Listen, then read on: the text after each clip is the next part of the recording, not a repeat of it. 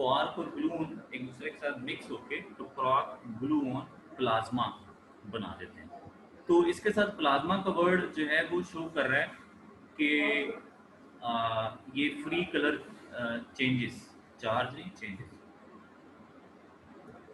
जैसे प्लाज्मा का colour change होता रहता है टेम्परेचर के साथ, इसका कलर भी चेंज होता है।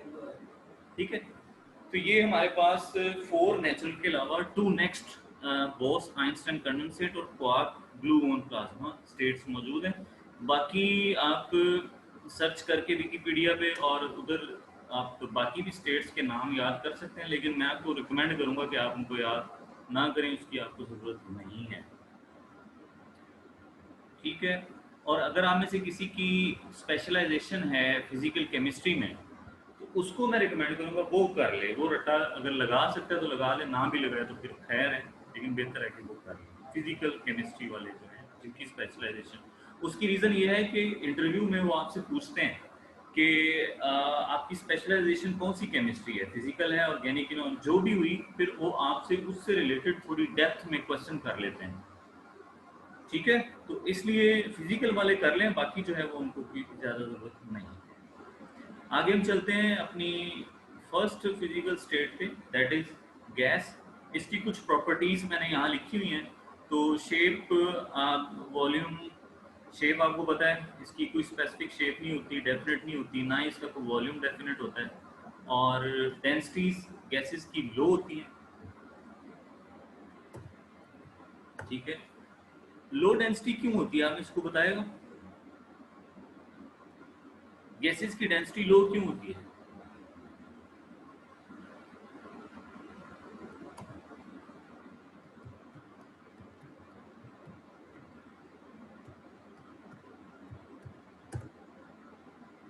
Three hundred times apart. Good, Rehan. Empty spaces. Due to more empty spaces. अच्छा, आप लोग ठीक कह रहे हैं। डेंसिटी क्या होती है? What is density? Mass per unit volume.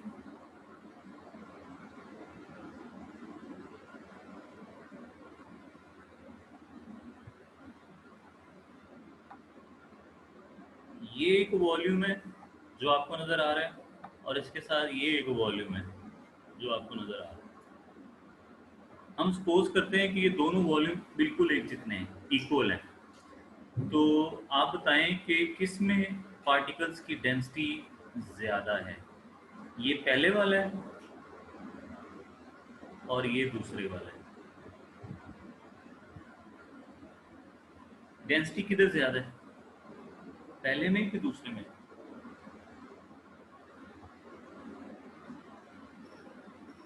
First में, शाबाश, फर्स्ट में। क्यों? क्योंकि फर्स्ट में जो मैस है वो ज़्यादा है। आप अगर इक्वेशन के लिहाज से देखें तो इसमें पार्टिकल्स की तादाद ज़्यादा है, तो इसमें वजन ज़्यादा होगा। तो density is equal to mass over volume. तो मैस यानी फ्रैक्शन के ऊपर वाली जो वैल्यू है वो जितनी ज़्यादा होती है उतनी फिर जो आंसर है उसका बड़ा आता है। तो इसलिए आप कह लें, दूसरा आप कह लें कि पार्टिकल्स के दरमियान जो डिस्टेंस है वो कम है। ठीक है, और पार्टिकल्स के दरमियान डिस्टेंस कम होता है तो भी डेंसिटी जो है वो ज़्यादा होती है। ठीक है बच्चों, अब हम आगे मूव करते हैं। इसको मैं अरेज कर लेता हूँ।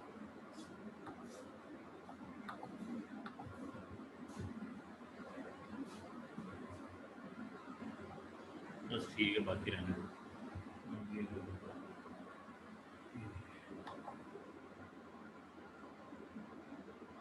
ठीक है जी, इंटरमॉलिक्यूलर डिस्टेंसेस गैसेस में ये क्या होते हैं? लार्ज मॉलिक्यूल्स दूर दूर होते हैं। इंटरमॉलिक्यूलर फोर्सेस वीक होती हैं, और Joule Thomson effect gases show करती हैं। और जॉल थॉम्सन इफेक्ट होपफुली आप सबको पता होगा, मैं एक बार बोल देता हूँ, इसलिए मैंने उसकी आगे डिटेल नहीं लिखी, कि जब गैस को बहुत ज़्यादा प्रेशर दे के और फिर अचानक उस प्रेशर को छोड़ दिया जाए तो गैस एक्सपैंड होती है, फैलती है। तो इसलिए जब वो फैलती है तो कूल डाउन हो जाती है। That is called Joule Thomson effect, cooling on expansion. सब हमने 3 लाइन वर्ड्स में ये चीज़ एक्सप्लेन कर दी। तो इसलिए हमारे रेफ्रिजरेटर्स, फ्रिजेस वगैरह में जहाँ पे भी कूलिंग का सिस्टम है वहाँ पर कंप्रेसर का वर्ड आपने ज़रूर देखा होगा कि कंप्रेसर जी हमारा ख़राब हो गया या कंप्रेसर हमारा बड़ा अच्छा है जी, वो तो बड़ा अच्छा काम कर रहा है। तो वो कंप्रेसर कौन होता है? वो छोटा सा काला सा कछुआ सा होता है, फ्रिज के पीछे नीचे करके बैठा होता है। तो वो गैस को कंप्रेस कर रहा होता है, उस पर बहुत ज़्यादा प्रेशर, बाद में प्रेशर अप्लाई करके पाइपों में फेंक देता है, तो पाइपों में गैस एक्सपैंड हो जाती है, तो वहाँ पर फिर वो कूलिंग देती है। तो जो थॉम्सन इफेक्ट है, और गैसेस में random motion of molecules, molecules बेतरतीब अंदाज में इधर उधर जहाँ उनकी मर्जी, जहाँ दिल करता है वो फिरते रहते हैं, कोई उनको रोकने वाला नहीं है। वो कंटेनर के अंदर पूरे के पूरे घूम रहे हैं उनकी कोई मोशन की तरतीब नहीं। और प्रेशर चेंज करने से गैस का वॉल्यूम चेंज हो जाता है। अब थोड़ा सा मैं यहाँ कंपैरिजन यहाँ पे कर देता हूँ, फिर मैं सॉलिड और लिक्विड में अलग आपको नहीं पढ़ाऊंगा। पाइप्स जो अंदर की तरफ होते हैं ना, अंदर की तरफ पाइप्स, उनमें कंपैरिजन हम यहाँ पे कर लेते हैं लिक्विड और गैस के साथ। लिक्विड की भी स्पेसिफिक शेप नहीं होती, और सॉलिड के साथ, सॉरी, लिक्विड की भी स्पेसिफिक शेप नहीं होती, सॉलिड की स्पेसिफिक शेप होती है। आप लोग इस बात पे एग्री करते हैं कि सॉलिड्स की डेफिनेट शेप होती है? एग्री कि डिसएग्री? नकीब कह रहे हैं जी सॉलिड्स की स्पेसिफिक शेप होती है, बाकी लोग भी जल्दी बताएं। एग्री, सॉलिड्स की डेफिनेट शेप होती है। तो फिर अमॉर्फस सॉलिड कौन होते हैं? तो फिर अमॉर्फस सॉलिड कौन होते हैं?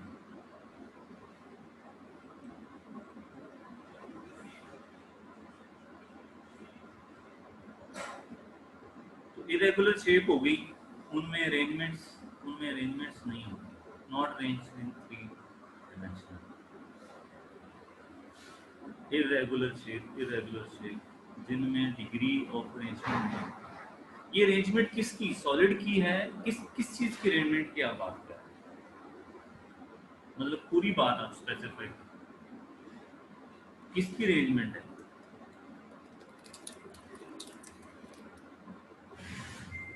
मॉलिक्यूलर पार्टिकल्स की अरेंजमेंट, नहीं यूनिट सेल की नहीं, पार्टिकल्स की भी अरेंजमेंट। हाँ, वो कोई भी हो सकते हैं, एटम्स, आयंस या मॉलिक्यूल हो सकते हैं। ठीक है, ठीक है। तो सॉलिड की बाहर से शेप कोई ना कोई डेफिनेट होती है, लेकिन अंदर में जो पार्टिकल्स की तरतीब है उसकी बुनियाद पर सॉलिड्स की दो टाइप्स हैं, क्रिस्टलाइन और अमॉर्फस। तो सॉलिड्स का वॉल्यूम डेफिनेट होता है, लिक्विड्स का वॉल्यूम भी डेफिनेट होता है। डेंसिटीज़ की बात करें तो लिक्विड्स की डेंसिटीज ज़्यादा होती गैस से, और सॉलिड की उससे भी ज़्यादा होती है। इंटरमॉलिक्यूलर डिस्टेंस लिक्विड में बहुत कम होता है और सॉलिड में उससे भी कम होता है, लेकिन दोनों में कुछ ज़्यादा फर्क डिस्टेंस का नहीं होता। इंटरमॉलिक्यूलर फोर्सेस लिक्विड में स्ट्रॉन्ग है, सॉलिड में वेरी स्ट्रॉन्ग है। जॉल थॉम्सन इफेक्ट करते हैं लिक्विड या सॉलिड्स में, जॉल थॉम्सन इफेक्ट हो सकता है? बताएं ज़रा जल्दी करें। लिक्विड्स या सॉलिड्स?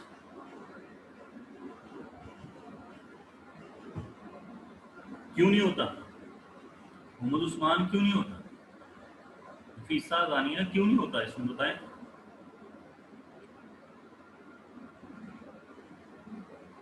नकीब कुछ हद तक नहीं, नकीब बिल्कुल भी नहीं होता, बिल्कुल भी नहीं होता।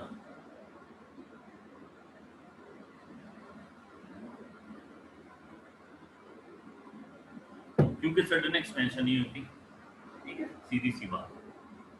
शाबाश, मैमूना भी कह रही है no expansion, no, not compressible, pressure हटाने पर मॉलिक्यूल एक्सपैंड नहीं करेंगे। शाबाश बच्चों, यही इसका आंसर है। और साथ में मुझे ये भी बता दो कि वो एक्सपेंशन क्यों नहीं करते? एक्सपेंशन क्यों नहीं करते? यासर मकसूद, आप भी बताएं। यासर आप हो क्लास में? यासर मकसूद भी है, सुन रहे हो यासर? आप भी बताओ। ग्रेट, ग्रेट बच्चों, ग्रेट। यही बात थी कि इंटरमॉलिक्यूलर फोर्सेस उनकी इतनी स्ट्रांग है कि वो मॉलिक्यूल्स एक दूसरे के साथ ही इतने अटैच होते हैं कि बेशक आप प्रेशर हटा भी दें तो वो कोई नहीं, एक्सपैंड एक्सपोर्ट कोई नहीं, नहीं स्पेसिस की वजह से नहीं, इंटरमॉलिक्यूलर फोर्सेस। ठीक है जी। और जो रैंडम मोशन ऑफ मॉलिक्यूल्स बताएं, लिक्विड में भी रैंडम मोशन होती है, ठीक है, चले मैं ही बता देता हूँ। और सॉलिड्स में रैंडम मोशन होती है, सॉलिड्स का बताएं रैंडम मोशन, यस या नो? नहीं होती। सॉलिड्स में मोशन होती है वाइब्रेशनल मोशन, यानी वाइब्रेशनल मोशन से मुराद है कि मॉलिक्यूल एक फिक्स्ड पॉइंट में आगे पीछे, पूरे का पूरा मॉलिक्यूल एक फिक्स पॉइंट के आगे पीछे टू एंड फ्रो मूवमेंट करता रहता है, that is called vibrational motion. और रैंडम मोशन बच्चों क्या होती है कि पूरे का पूरा मॉलिक्यूल एक जगह से दूसरी जगह, तीसरी जगह, चौथी जगह बेतरतीब अंदाज में मूव करता है। तो प्रेशर चेंज करने से ना लिक्विड ना सॉलिड्स दोनों का ही वॉल्यूम चेंज नहीं होता, इसलिए तो इनमें जो थॉम्सन इफेक्ट भी नहीं होता। आगे हम चलते हैं 1 एटमॉस्फेरिक प्रेशर पे। Pressure of air, pressure of air that can support 760 mm of mercury column, ठीक है, on an area of 1 centimeter square।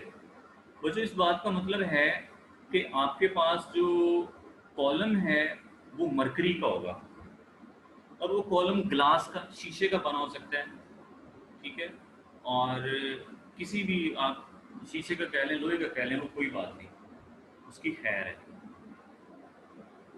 लेकिन वो कॉलम किस तरह का होना चाहिए, उसकी लंबाई है 1 मीटर सपोज,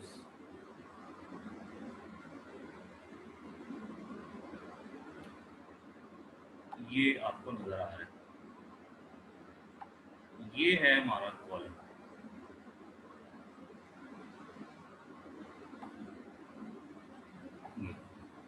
इसकी टोटल लंबाई है 1 मीटर।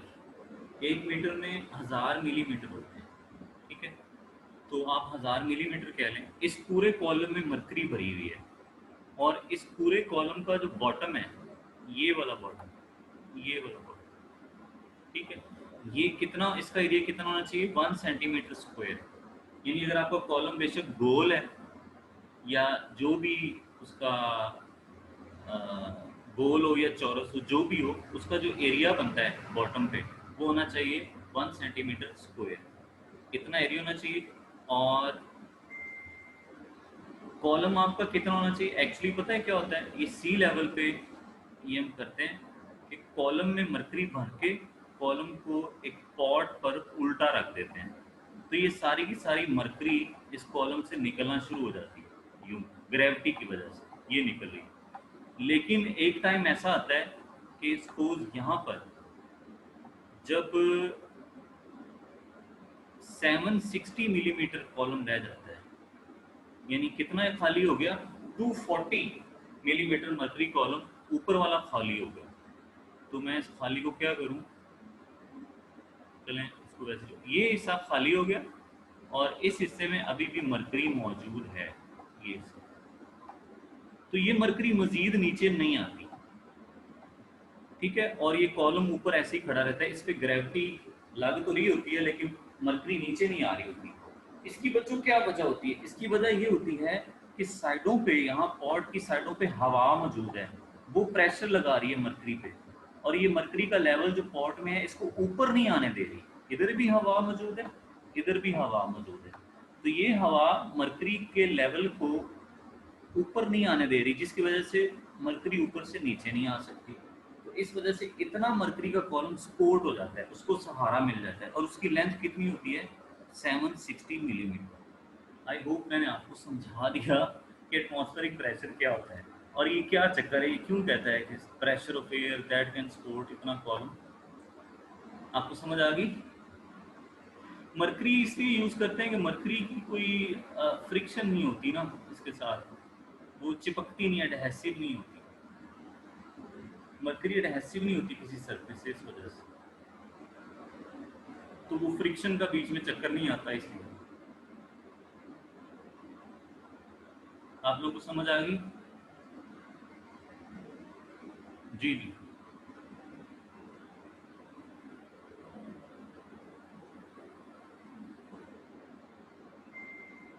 बिल्कुल बिल्कुल बिल्कुल, नफीसा सही कह रही है, रेहान भी सही।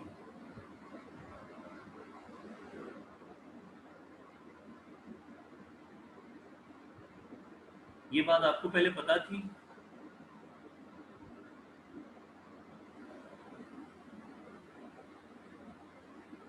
ये टेम्परेचर फिक्स है, टेम्परेचर भी 25।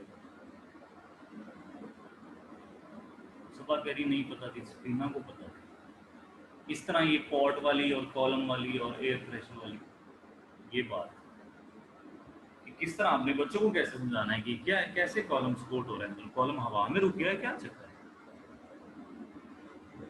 टेम्परेचर ज़्यादा हो तो कोई ज़्यादा फर्क नहीं पड़ेगा, गैस एक्सपैंड हो जाती है, हवा एटमॉस्फेरिक प्रेशर थोड़ा बढ़ जाता है।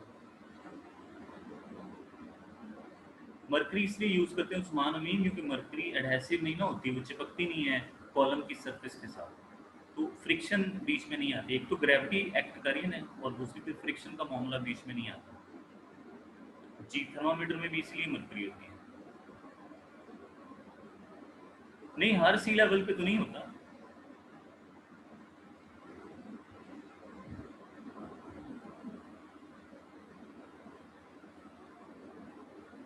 अब समंदर जो रूस में है, शुमाल वाली साइड और अंटार्कटिका वाली साइड, तो वहाँ तो बहुत लो टेम्परेचर है, तो ये एक स्टैंडर्ड बस हमने रखा हुआ है 25, जहाँ पे भी हो। ठीक है जी, आगे थोड़ा रिलेशनशिप मैंने बताया हुआ है कि 760 मिलीमीटर। हाँ जी, एक्सपेंशन होगी लिक्विड की, लेकिन ना होने के बराबर होती है। अभी हमने पीछे पढ़ा है ना, कुछ ज़्यादा नहीं है। इफेक्ट तो पड़ेगा ऑब्वियसली थोड़ा बहुत, इसलिए टेम्परेचर को भी फिक्स करते हैं 25, और सी लेवल का भी ख्याल रखते हैं। सी लेवल, असल इकबाल कह रहे हैं सी लेवल का क्या चक्कर है? एक्चुअल एक्चुअल है, प्रैक्टिकल नहीं है, एक्चुअल है। सी लेवल से मुराद है, जैसे उर्दू में इसको कहते हैं सतह समंदर, यानी जितनी समंदर की सतह का लेवल है, यानी आपने ये जो पॉट रखा हुआ है ना, ये एक्चुअली आप कश्ती के ऊपर बैठे हैं, समंदर की सतह के ऊपर बैठे हैं। तो जब आप खुश्की पर आते हैं तो आप एक्चुअली सतह समंदर से थोड़े ऊंचे होते हैं, इसलिए तो पानी समंदर का ज़मीन पर नहीं आता। और आप थोड़ी ऊंचाई वाली जगह पहाड़ पे जाएं तो आप और ऊंचे चले जाते हैं। तो ज़्यादा ऊंचाई पर मसला क्या होता है, ज़्यादा ऊंचाई पर जो एयर है उसका प्रेशर कम हो जाता है ना, एयर ग्रेविटी की वजह से ज़्यादा नीचे होती है। ठीक है, तो इसलिए सी लेवल पे हमने ये चीज़ रखी हुई है कांस्टेंट, कि सी लेवल पे इसको चेक करते हैं, जैसे जैसे आप ऊंचाई पे जाएंगे तो फिर एटमॉस्फेरिक प्रेशर के फर्क पड़ जाता है। ठीक है, जैसे मरी हिल्स पर कितना होता है एटमॉस्फेरिक प्रेशर, किसी को याद है?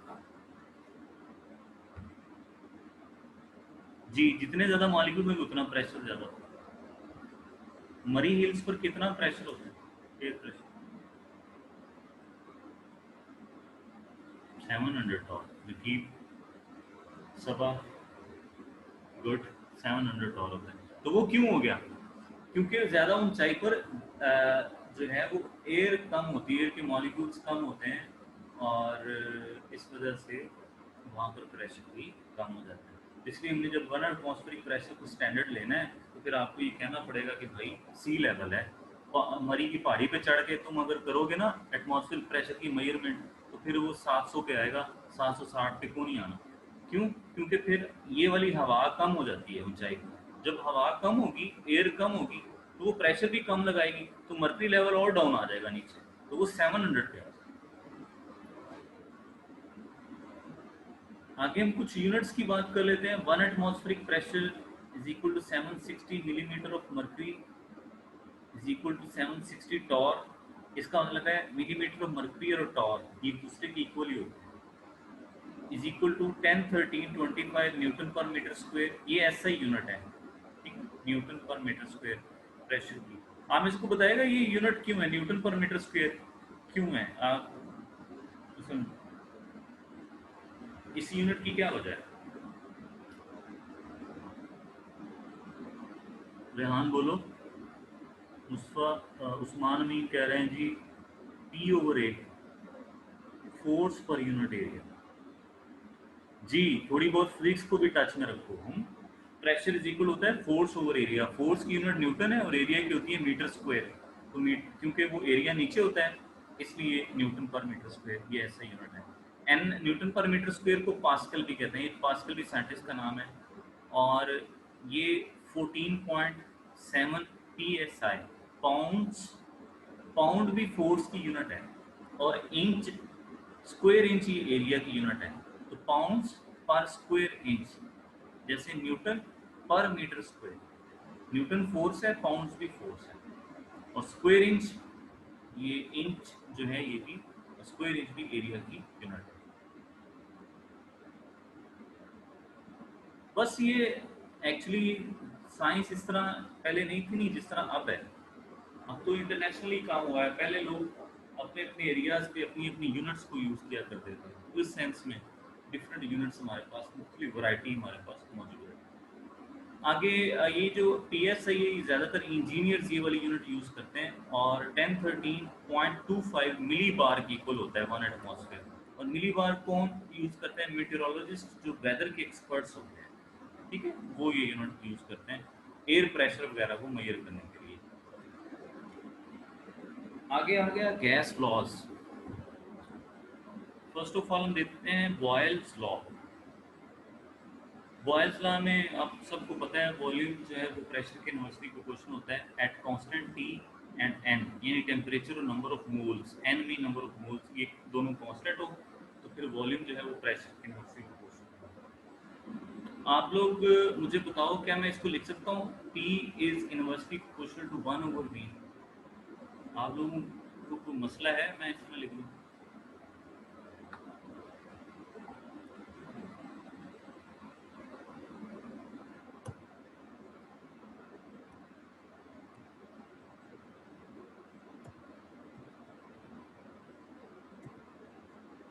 जी, कोई इशू है भाई इस तरह लिखने में? नो, मैथ वालों को इशू है। बच्चों, मैथ वालों को इशू है। वो मैथ वाले कहते हैं कि जो आपका इंडिपेंडेंट वेरिएबल होता है ना, दो तरह की वैल्यूज होती हैं एक इक्वेशन में। उससे ज़्यादा भी हो सकती है, लेकिन जब दो वैल्यू, एक होती है इंडिपेंडेंट और एक होती है डिपेंडेंट। अब आप बताओ, वॉल्यूम प्रेशर पे डिपेंड करता है या प्रेशर वॉल्यूम पे डिपेंड करता है? दोनों का आंसर दो। प्रेशर वॉल्यूम प्रेशर पे डिपेंड करता है, सबा कह रही है। बाकी लोग, हाफिज फजल आप क्या कहते हैं? रिजवाना कह रही है प्रेशर इंडिपेंडेंट है। वानिया कह रही है वॉल्यूम प्रेशर पर डिपेंड करता है। शाबाश बच्चों, यही बात है, वॉल्यूम प्रेशर पर डिपेंड करता है। ठीक है बच्चों, यही बात है। तो मैथ वाले कहते हैं कि जो जो चीज़ डिपेंड करती है ना उसको पहले रखो, और जिस पर डिपेंड करती है उसको बाद में रखो। ठीक है, तो जो डिपेंड कर रही है उसे कहते हैं डिपेंडेंट वेरिएबल, और जो नहीं डिपेंड किसी पे करती है उसे कहते हैं इंडिपेंडेंट वेरिएबल। जैसे प्रेशर है, ये इंडिपेंडेंट वेरिएबल। टेम्परेचर भी इंडिपेंडेंट वेरिएबल होता है। तो इसलिए हम डिपेंडेंट को पहले लिखते हैं और इंडिपेंडेंट को बाद में लिखते हैं। और फिर इसकी इक्वेशन आ जाएगी, अगर आप प्रोपोर्शनल आएंगे तो कांस्टेंट आएगा v is equal to K over P. K यहाँ प्रोपोर्शनलिटी कांस्टेंट है, फिर P V is equal to K आ जाएगा। ठीक है, और फिर P1 V1 is equal to P2 V2, वो चीज़ें भी आपको पता है। ठीक है बच्चों, बाकी मैं इक्वेशन सुनाना लिख लूँ? हाँ जी उस्मान अमीर, थैंक यू। बाकी क्वेश्चंस की जरूरत तो नहीं है ना? क्या कहते हैं आप? हाँ बच्चों, वो खुद करनी है हैं? हाँ, वो नोट्स पे बेशक आप खुद ऐड कर लें और उसको कर लें, क्योंकि इस तरह तो हम, आप फिर एफएससी के बच्चे बन जाएंगे ना। तो आप तो माशाल्लाह एमफिल हैं या एमएससी हैं, तो इसलिए आगे मेन मेन बातें और उनको हम देखते हैं। तो ग्राफिकल एक्सप्लेनेशन में एक चीज़ आती है आइसोथर्म। आइसो मीन सेम और थर्म मीन हीट। ये एक्चुअली ऐसी कर्व ग्राफ की जो कब हासिल हो, जब आप टेम्परेचर को कांस्टेंट रखें। और ग्राफ आपका होगा प्रेशर वर्सेस वॉल्यूम, यानी एक आपका जो एक्स एक्सिस है उस पर होगा आपका प्रेशर और वाई एक्सिस पर होगी वॉल्यूम। तो दोनों का ग्राफ जो आपके पास आएगा दैट इज कॉल्ड आइसोथर्म। और ये ग्राफ इस तरह आता है, आप लोगों को पता है सबको मेरा ख्याल है, लेकिन मैं फिर भी बना देता हूँ क्योंकि मैंने एक बात समझानी है। ये ग्राफ इस तरफ है प्रेशर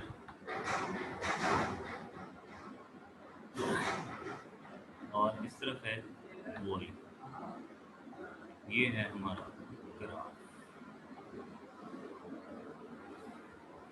यहाँ भी बच्चों वही, प्रेशर को एक्स एक्सिस पे क्यों रखा गया है? क्योंकि इंडिपेंडेंट वेरिएबल मैथ वाले कहते हैं भाई तुम एक्स एक्सिस कर, और इन जो डिपेंडेंट वेरिएबल उसको वाई एक्सिस कर। ठीक है, इसलिए प्रेशर एक्स एक्सिस पर है इधर। तो ये क्योंकि कांस्टेंट टेम्परेचर पर लिया गया इसलिए इसको आइसोथर्मस ग्राफ को कहेंगे। अच्छा, मैंने ब्रैकेट में लिखा है पैराबोला। ये एक दो बार कॉम्पिटिटिव एग्जाम में मैंने ये एमसीक्यूज देखा है कि इस ग्राफ को, इस कर्व को पैराबोला बोलते हैं। अब आपके फरिश्तों को भी शायद ना पता हो कि पैराबोला क्या होता है। किसी को पता है? नहीं, नो सर, मैथ में है। पैराबोला क्या होता है? किसी को पता है बच्चों? जवेरिया लिखो। ठीक है जी, बाकी लोग?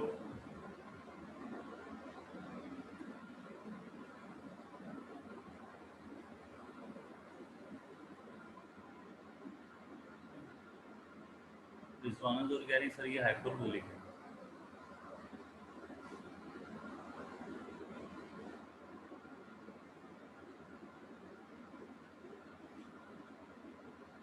रिजवाना आप थोड़ा एक्सप्लेन कर दो कैसे ये हाइपरबोलिक है। पढ़ा हुआ है सर।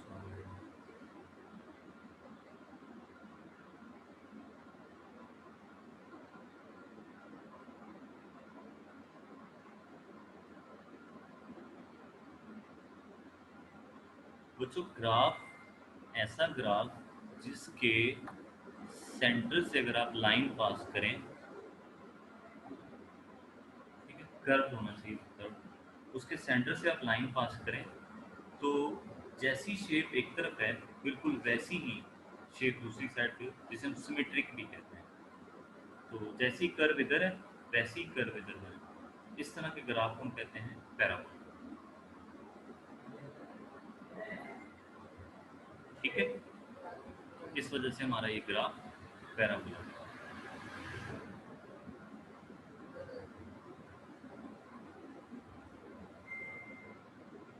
क्लियर हो गया?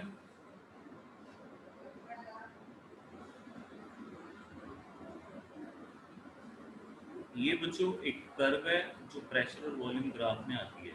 ठीक है, अगर आप इसके सेंटर से एक लाइन पास करें और वो लाइन इस तरह हो कि जिस तरह की कर्व इधर है वैसी ही कर्व इधर बन रही है, सेम, तो इस तरह के ग्राफ हम कहते हैं पैराबोला ग्राफ। शेप किसकी बना दी? सवाल किसकी शेप बना? जी आई गॉट, ठीक हो गया। हाँ बच्चों, और जो इनवर्स रिलेशनशिप होता है ना उसका ग्राफ इसी तरह का होता है, पैराबोला ग्राफ। तो ज़्यादा हमें कोई मैथ के बाबे बनने की ज़रूरत नहीं है। ठीक है, ना ही हम उनसे मैथ के क्वेश्चंस करेंगे, थोड़ा बहुत जो हमें अपनी केमिस्ट्री से रिलेटेड चीज़ें वो पता होनी चाहिए। तो जैसे ही हम टेम्परेचर बढ़ाते हैं ये ग्राफ दोनों एक्सिस से दूर चला जाता है, प्रेशर एक्सिस से भी और वॉल्यूम एक्सिस से भी इधर हट जाता है। इसकी रीज़न मैंने लिखी हुई है। इसकी रीज़न है कि टेम्परेचर बढ़ाने से जो वॉल्यूम है वो बढ़ जाता है।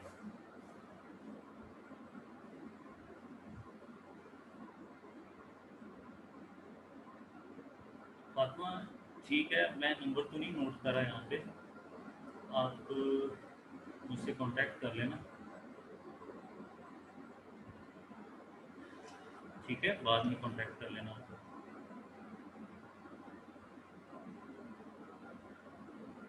जी बच्चों,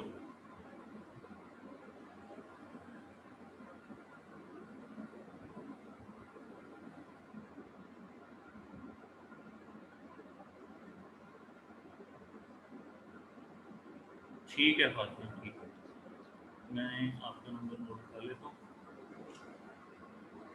और मैं आपसे कांटेक्ट करूँगा, ठीक है जी बच्चों। वॉल्यूम, टेम्परेचर बढ़ाने से एक्चुअली वॉल्यूम बढ़ जाता है, तो वॉल्यूम जब इंक्रीज हो जाता है तो ये पैराबोला दोनों एक्सिस से, वॉल्यूम और प्रेशर दोनों के एक्सिस से ज़रा दूर हट जाता है। नेक्स्ट हम चलते हैं, अब मैं तमाम ड्राइंग को क्लियर करने लगा हूँ, आप लोग मेरे साथ मौजूद हैं, मैं क्लियर कर दूँ इसको।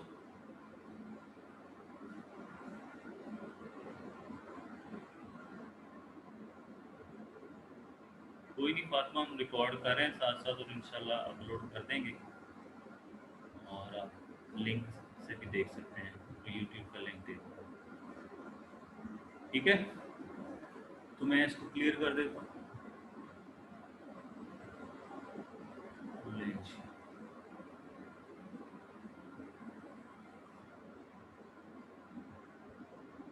Graph between pressure and 1/v, अगर p और 1/v में ग्राफ बनाए तो ये स्ट्रेट लाइन बनता है। तो ये स्ट्रेट लाइन इसलिए बनता है क्योंकि प्रेशर वॉल्यूम के तो इन्वर्सली प्रोपोर्शन है, लेकिन अगर आप यूँ कहें कि प्रेशर और 1/v, तो फिर वो एक दूसरे के डायरेक्टली हो जाते हैं, ठीक है। ठीक है, 1/v, अगर आप, यानी आप दो तरीके से बात पढ़ सकते हो कि volume is inversely proportional to pressure, या आप यूँ कह सकते हैं कि pressure is directly proportional to 1/v। यानी अगर आपने डायरेक्टली का वर्ड यूज करना है फिर आपको 1/v कहना पड़ेगा या इनवर्स ऑफ v कहना पड़ेगा, ठीक है। और अगर आपने इनवर्सली का वर्ड यूज करना है, pressure is inversely proportional to, फिर आपने वन शन नहीं कहना, फिर आपने डायरेक्ट कह देना वॉल्यूम। इसलिए हम कहते हैं कि प्रेशर और 1/v ये डायरेक्टली प्रोपोर्शनल होते हैं और इनकी फिर स्ट्रेट लाइन ग्राफ होता है। और जब हम टेम्परेचर बढ़ाते हैं तो ये ग्राफ प्रेशर एक्सेस के करीब हो जाता है। इसकी रीज़न भी वही है कि जो वॉल्यूम है वो बढ़ जाता है, वॉल्यूम टेम्परेचर बढ़ाने से बढ़ जाता है, तो जो 1/v है यानी इनवर्स ऑफ वॉल्यूम, उसकी वैल्यू कम हो जाती है।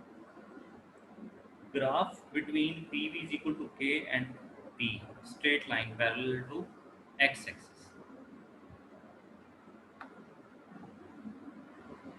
ये थोड़ा इंटरेस्टिंग है, ये मैं बना देता हूँ आपको यहाँ पे, शायद नज़र आ जाए आपको। यहाँ पे पी वी है, ठीक है, और यहाँ पे प्रेशर है। इसका ग्राफ हमेशा स्ट्रेट लाइन, इस तरह की स्ट्रेट लाइन है। जो ऊपर वाली स्ट्रेट लाइन थी वो ओरिजिन से गुजर रही है, ठीक है। ये वाली straight line parallel to X axis है। कुछ इस बात का मतलब मुझे बताओ कि आप, क्या इस बात का मतलब है? इस बात का मतलब ये है कि पीवी की वैल्यू जितनी भी है यहाँ पर, सपोज इसकी वैल्यू यहाँ पर है 2, यानी हम यहाँ कर लेते हैं 0, इधर कर लेते हैं 1 और इधर कर लेते हैं 2। तो आप प्रेशर जितना मर्जी बढ़ा लें, पीवी की वैल्यू कभी भी चेंज नहीं होगी, ये बिल्कुल सीधी की सीधी कांस्टेंट रहेगी। आप इस पॉइंट पर चेक कर लो, आप इस पॉइंट पर चेक कर लो, आप इस पॉइंट पर चेक कर लो, जो पीवी की वैल्यू है वो सेम रहेगी, कांस्टेंट। यही तो बॉयल्स का कहता है, कांस्टेंट वैल्यू। Very good. तो इस तरह आपको थोड़ा ना इस चीज़ को थोड़ा बड़े लेवल पे भी अप्लाई करना है। बड़ा लेवल क्या है कि जब आपको ये पता चल जाए कि वाई एक्सिस वाली चीज़ कांस्टेंट है, तो फिर उसका ग्राफ हमेशा स्ट्रेट लाइन आएगी parallel to X axis.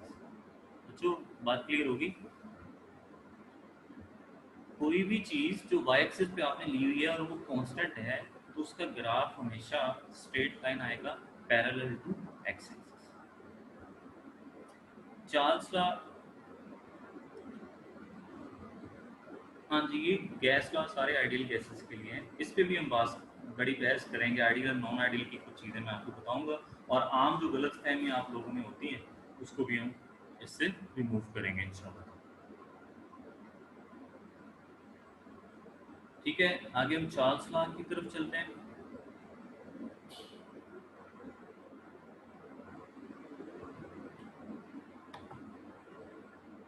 Charge में volume is directly proportional to temperature, V is equal to KT या V1 over T1 is equal to V2 over T2। इसकी क्वांटिटेटिव डेफिनेशन मैंने यहाँ लिखी नहीं है, तो लेकिन मैं बोल देता हूँ और आप लोग बड़े ध्यान से आराम से इसको सुने एंड आप लोग को समझ आ जाएगी, कोई मुश्किल नहीं है। सपोज एक गैस है 0 डिग्री सेल्सियस पर, उसका एक वॉल्यूम है, ठीक है। हमारे पास एक गैस है, किसी कंटेनर में बंद है और 0 डिग्री सेल्सियस पर हमने उसका वॉल्यूम नोट कर लिया। उसका वॉल्यूम आ रहा है V0, ठीक है। उसके बाद हमने उस गैस का जो टेम्परेचर है उसको 0 से 1 कर दिया, 1 डिग्री सेल्सियस या 1 केल्विन हमने वो टेम्परेचर बढ़ा दिया। तो उससे क्या होगा, टेम्परेचर बढ़ाने से आपको पता है चार्ज लॉ के अकॉर्डिंग वॉल्यूम बढ़ जाएगा, लेकिन कितना वॉल्यूम बढ़ेगा? बच्चों ये बड़ी इंटरेस्टिंग और बड़ी सिंपल सी बात है। कितना वॉल्यूम बढ़ेगा? वो वॉल्यूम बढ़ेगा जो 0 डिग्री सेल्सियस पर वॉल्यूम है, ये वाला, इस वॉल्यूम का कितना, 1/273, यानी टेम्परेचर 1 है और नीचे आ जाएगा 1/273 मल्टीप्लाई में इसको कर देना है वॉल्यूम जो 0 डिग्री सेल्सियस, ठीक है। इतना वॉल्यूम बढ़ जाएगा, ये वॉल्यूम बढ़ेगा, ये शो कर रहे हैं कि वॉल्यूम बढ़ेगा। यहाँ पर टी है, लाइन के नीचे आ गया टी, इतना वॉल्यूम बढ़ जाएगा। पहले सपोज उसका वॉल्यूम है 546, तो 546 को आप मल्टीप्लाई करो 1/273 से, तो आंसर आएगा 2, तो 2 बढ़ जाएगा, यानी आप हो जाएगा 548। जो आसान है या मुश्किल है ये बात आसान है या मुश्किल है?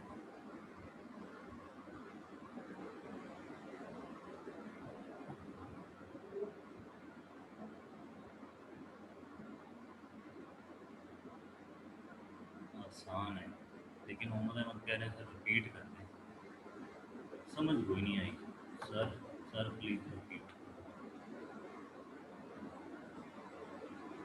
सर रिपीट कर दें, रिपीट प्लीज। ठीक है बच्चों, ध्यान से सुनो कि हमारे पास एक गैस है, उसका वॉल्यूम है V0,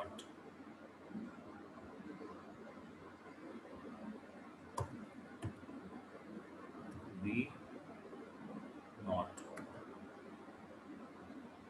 इज इक्वल टू 546, ये वॉल्यूम है इसका 0 degree Celsius.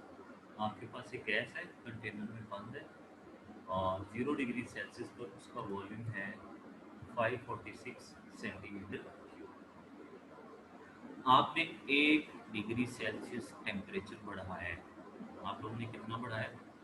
1 degree Celsius temperature, तो उसके वॉल्यूम में कितना इजाफा होगा? क्योंकि हमने पढ़ा है कि टेम्परेचर बढ़ाने से वॉल्यूम बढ़ता ही है, तो कितना इजाफा होगा कि इसका जो वॉल्यूम है, जो ये वाला 546 जो इसका वॉल्यूम है, इसमें इजाफा होगा, इसके प्लस का साइन यूज करेंगे, कितना इजाफा होगा? 1/273, यानी 1/273 और मल्टीप्लाई ओरिजिनल वॉल्यूम 546। इस बात का मतलब है कि जो वॉल्यूम 0 डिग्री सेल्सियस पर था उसका 1/273 वाला हिस्सा, इतना हिस्सा वॉल्यूम बढ़ेगा। तो आप इसको काट छाट के देखें, 273 को 546 पे कटें तो आंसर 2 आएगा। तो इसका मतलब है ओवरऑल हम 546 में 2 को ऐड करें। अब क्लियरली बात, 1 डिग्री कम करने से इतना ही कम हो जाएगा, 544 हो। हाँ जी बिल्कुल, अगर आप 2 डिग्री बढ़ाएंगे तो फिर वॉल्यूम जो है वो 2/273 बढ़ेगा। अगर आप 3 डिग्री बढ़ाएंगे तो वॉल्यूम 3/273 बढ़ेगा। किसका? साथ में आपने मल्टीप्लाई किसको करना है? ये ओवर 73 को मल्टीप्लाई किससे करना है? भाई उस वॉल्यूम से जो 0 डिग्री पे हो। ठीक है, बात क्लियर हुई बच्चों? नफीसा आप बताओ, वानिया बताओ आप, मोहम्मद अहमद बताओ, आप लोगों ने कहा था सर रिपीट कर।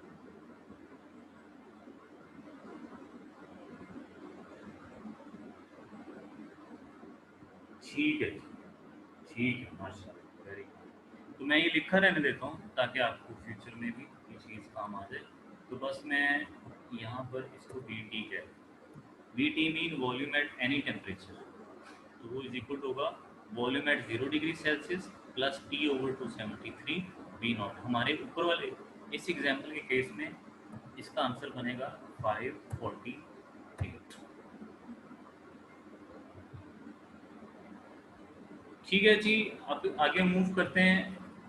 इसमें वी टी जो है, वी नॉट जो है ये कॉमन है, इसको निकाल के बाहर फेंकें तो वी नॉट की जगह आ जाएगा 1, क्योंकि वो कॉमन होकर बाहर निकल गया, plus T over 273, 1 plus T over 273।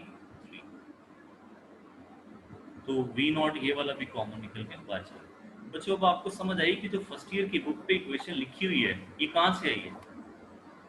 आप लोग तो शायद रट्टा लगाते होंगे और स्टूडेंट्स को भी कहते होंगे भाई रट्टा लगाओ, ये ऐसे ही इसने इक्वेशन दी है। जो फर्स्ट ईयर की बुक पे क्वांटिटेटिव डेफिनेशन ऑफ चार्ज ला दी है उसी की वर्डिंग से ही इक्वेशन बनती है। ठीक है बच्चों, फर्स्ट ईयर की बुक पे quantitative definition of Charles law की जो वर्डिंग है उससे ये सी पॉइंट वाली जो इक्वेशन है वो बनती है, और उसी से आगे वी नॉट को कॉमन लेके ये इक्वेशन बनती है जो बुक पर दी हुई है। अब हमें समझ नहीं आती कि यार ये इक्वेशन उसने डायरेक्ट पता नहीं कहाँ से निकाली, कैसे निकाली, और हम पढ़ा देते हैं बच्चों ये ऐसे ही है, इसको ऐसे ही याद करो। ठीक है, तो ये चार्ल्स लॉ वेरीफाई कब होता है, जब टेम्परेचर को हम केल्विन स्केल में लेते हैं, आप सब लोगों को पता होगा, इसलिए मैंने इस पर बहस भी नहीं करनी। अब डिग्री सेल्सियस को केल्विन में चेंज कर लें वेरीफाई हो जाएगा। एब्सोल्यूट जीरो पे थोड़ी बात कर लें। एब्सोल्यूट जीरो या जीरो केल्विन, ये -273.16 डिग्री सेल्सियस को हम एब्सोल्यूट जीरो कहते हैं। और इसकी ग्राफिकल एक्सप्लेनेशन बुक पे है, आप लोग उसको थोड़ा कंसल्ट कर लीजिएगा कि इसमें वॉल्यूम जो है वो, और टेम्परेचर और वॉल्यूम के बीच में ग्राफ है। टेम्परेचर जो है वो इंडिपेंडेंट है, ये एक्स एक्सिस पे होगा, वॉल्यूम डिपेंडेंट है, ये वाई एक्सिस पर होगा। हम ग्राफ ड्रॉ करेंगे तो उस पर फिर एक्स्ट्रा प्लॉट करते हैं उसको, तो एक्स एक्सिस पर जिस पॉइंट पर मिलता है वो पॉइंट आता है -273.16 डिग्री सेल्सियस। ये ग्राफिकल एक्सप्लेनेशन इसकी होगी। वो एक्स एक्सिस के पॉइंट पर हम क्यों लेते हैं, क्योंकि एक्स एक्सिस पर आकर जो वॉल्यूम है वो जीरो हो जाता है। ठीक है, तो इस वजह से हम लोग इसको एक्स्ट्रा प्लॉट करते हैं। और इस टेम्परेचर से पहले पहले गैसेस का जो वॉल्यूम है वो एक्चुअल में ज़ीरो नहीं होता। एक्चुअल में पता क्या होता है, गैस एक्चुअली चेंज हो जाती है लिक्विड में। इसलिए हम कहते हैं कि भाई इस टेम्परेचर पर जो गैस है उसका वॉल्यूम ज़ीरो हो गया। दरअसल ऐसा नहीं है।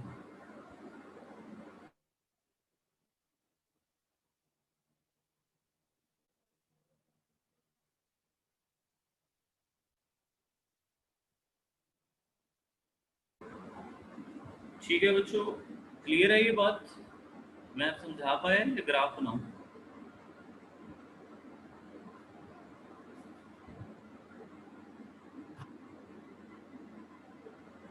बताओ, क्लियर, ग्राफ बनाने की जरूरत, यस या no, yes no, no.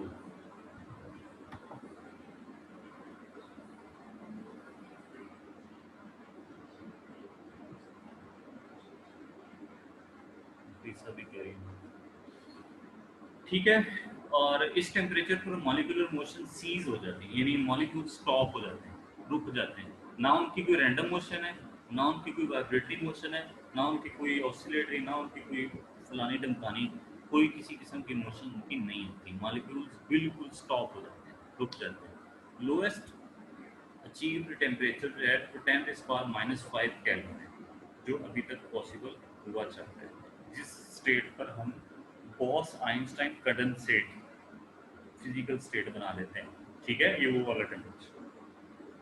Scales of thermometry, thermometry क्या होती है? टेम्परेचर को मेजरमेंट, टेम्परेचर मेजरमेंट करना, दैट इज कॉल्ड थर्मोमेट्री। इस प्रोसेस को सर ये पॉसिबल है? हाँ जी, ये पॉसिबल है, ये अचीव हो चुका होगा। नहीं नहीं, अटेंड है ये वाला, 10⁻⁻5 अटेंड है। जो जीरो कैथन है वो नहीं है, वो वो हाइपोथेटिकल है, जीरो केल्विन हाइपोथेटिकल है। वो ग्राफ को एक्सट्रापोलेट करके लिया गया।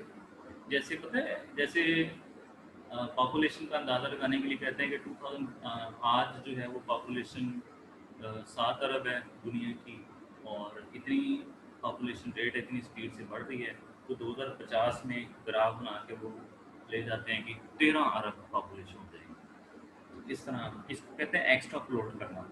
जो जिस चीज़ की अभी पॉसिबिलिटी नहीं है उसको जरा हाइपोथेटिकली उन ग्राफ की मदद से निकालें। टेम्परेचर की डेफिनेशन आती है किसी को? What is T?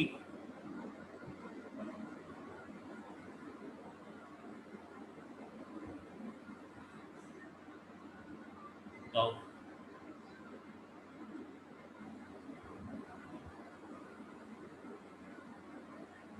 What is T? Degree of hotness.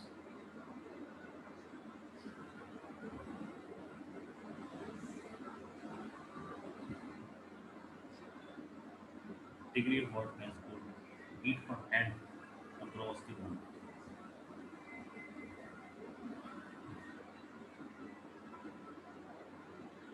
Heat content तो उस्मान, ये तो और मानों में आ जाता है ना, हीट कंटेंट, हीट एनर्जी, एलवी एनर्जी। आप अपना बोला करो सफीना मुस्वा, जो आपकी बात होती है ना वो बोला करो, एग्री वो फिर ऊपर निकल जाता है, मुझे नहीं पता चलता है। बदलने की कोशिश करो। माइक जिन्हें अपना चंगा सिटी स्कूल ਦੇ ਬਾਲ ਪੜਾ। ਹਾਂ ਮੈਥ ਹੀ ਉਹਨਾਂ ਨੂੰ ਕਰਾ ਦੇ ਤੇ ਉਹਨਾਂ ਨੇ ਦੇ ਦੇਣਾ 2-2 ਹਜ਼ਾਰ ਦੇ ਬੱਚੇ ਨੂੰ ਦੇ ਦੇਣਾ। ਉਹਦੇ ਐਨੀ ਨਹੀਂ ਮੇਰੇ ਇੰਨੇ ਤਰਲੇ ਲਈ ਸੀ ਮੈਂ ਨਹੀਂ ਭੇਜਿਆ ਉਹਨਾਂ ਨੂੰ ਮੈਂ ਕਹਾ। अच्छा, आपकी सारी बातें पसंद है, मुझे पता चल गया है कि आप लोग लेक्चर के दौरान क्या क्या करते हो। ऐसे लेक्चर सुनते हैं। आयशा किधर? आयशा जरा कमेंट करो।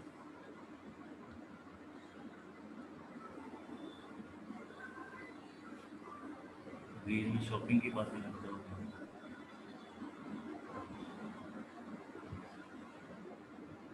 हाफिज फजल अब्बास, आपने एंट्री लगाई हुई है,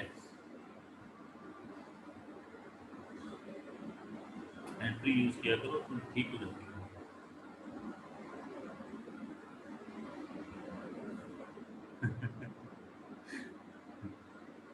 जी मैं खुद ही जरा स्लो बोल रहा हूँ।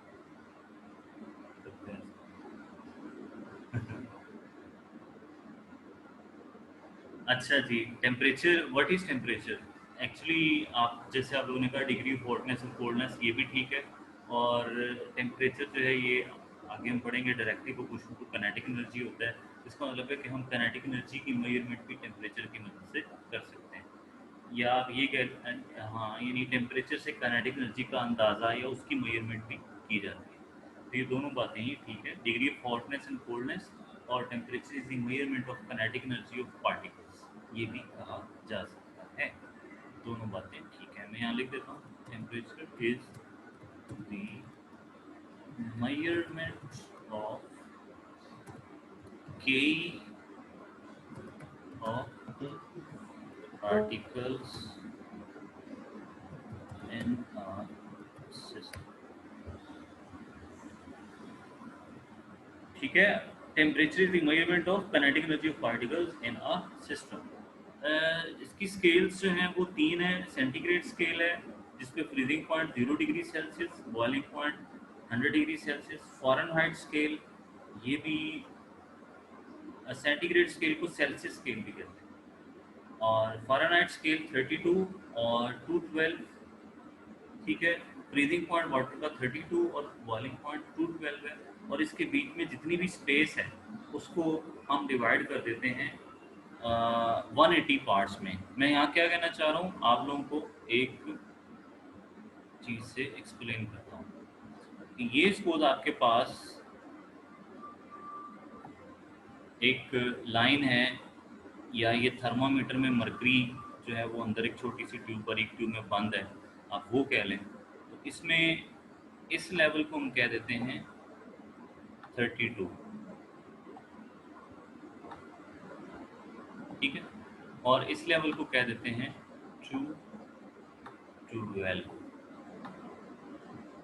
32 है फ्रीजिंग पॉइंट ऑफ वाटर। ये पानी जब बर्फ बन जाता है तो उसके ऊपर नहीं लिखा होता कि भाई फ़ारेनहाइट में ये आ गया है 32 या डिग्री सेल्सियस में ये है 0। नहीं, ये आर्बिट्रेरी वैल्यू है, ये फर्जी वैल्यू हमने खुद से बनाई है, ठीक है। फ़ारेनहाइट साइंटिस्ट का नाम है, सेल्सियस भी साइंटिस्ट का नाम है, ठीक है। उन दोनों ने अपनी मर्जी से नंबर ले लिए। सेल्सियस ने कहा जी ये फ्रीजिंग पॉइंट ऑफ वाटर को मैं 0 कह देता हूँ और इसके बॉइलिंग पॉइंट को 100 कह देता हूँ। फ़ारेनहाइट किसी और कंट्री में काम कर रहा था, उसने कहा नहीं, मैं जो फ्रीजिंग पॉइंट ऑफ वाटर है इसको मैं 32 की वैल्यू देता हूँ और जो बॉइलिंग पॉइंट ऑफ वाटर है इसको 212 की वैल्यू देता हूँ। तो उन्होंने फर्जी आर्बिट्रेरी वैल्यूज दी हैं। तो फ़ारेनहाइट ने क्या कहा कि ये जो 32 और 212 के बीच में जितनी भी स्पेस है इसको 180 हिस्सों में तकसीम करें, इस तरह इक्वल पार्ट्स करें 180। तो जो एक पार्ट है, एक पार्ट सपोज ये वाला पार्ट, एक ये वाला जो अंदर मौजूद है, ये एक पार्ट कहलाएगा 1 डिग्री फ़ारेनहाइट, ठीक है। इसी तरह बच्चों डिग्री सेल्सियस में 0 से 100 के बीच में जितनी भी स्पेस है उसको 100 इक्वल पार्ट्स में डिवाइड करना है, तो एक पार्ट कहलाएगा 1 डिग्री सेल्सियस। तो उसके बाद केल्विन साहब आ गए। केल्विन साहब ने एक्चुअली इसने फ्रीजिंग पॉइंट को कोई नाम नहीं दिया ना बॉइलिंग पॉइंट को, बल्कि इसने एक नई स्केल बनाई, उसी डिग्री सेल्सियस की मदद से एक नई स्केल इसने बना दी, ठीक है। इसने केल्विन स्केल बनाई और इसने कहा कि केल्विन स्केल के अकॉर्डिंग वाटर का जो फ्रीजिंग पॉइंट है वो 273.16 आता है और वाटर का बॉइलिंग पॉइंट 373.16 आता है। तो इसमें भी दोनों के बीच में जो स्पेस है उसको आप 100 पार्ट्स में डिवाइड करेंगे तो वो आपके पार्ट्स जो हैं वो 1 केल्विन के एक पार्ट इक्वल आएगा। पीछे इनका आपस में रिलेशनशिप है, ये रट्टा है, ये आप लोग लगा लेना। Kelvin is equal to C plus 273.16, यानी डिग्री सेल्सियस में 273 ऐड करेंगे तो वो केल्विन में वैल्यू आ जाएगी। इस तरह सेल्सियस और फ़ारेनहाइट का रिलेशनशिप है 5/9 ब्रैकेट F माइनस 32 और फ़ारेनहाइट का है 9/5C प्लस 32। ये नीचे वाली दोनों एक दूसरे से निकाली जा सकती हैं, तो थोड़ी सी मैथमेटिक्स आपको आनी चाहिए। तो आप निकाल लोगे या मैं थोड़ा समझा दूँ, बताएं।